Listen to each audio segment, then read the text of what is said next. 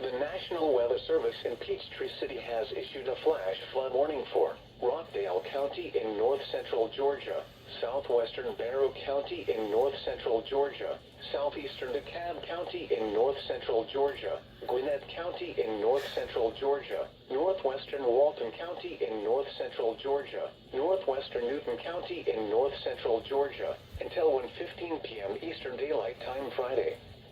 At 7:11 a.m. Eastern Daylight Time, Doppler radar indicated thunderstorms producing heavy rain across the warned area. Up to 3 inches of rain have already fallen. Flash flooding is expected to begin shortly.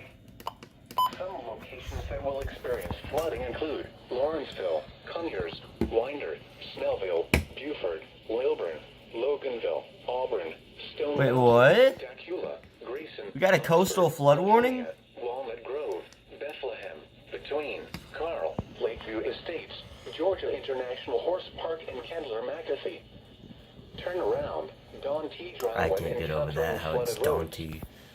Most flood deaths occur in vehicles.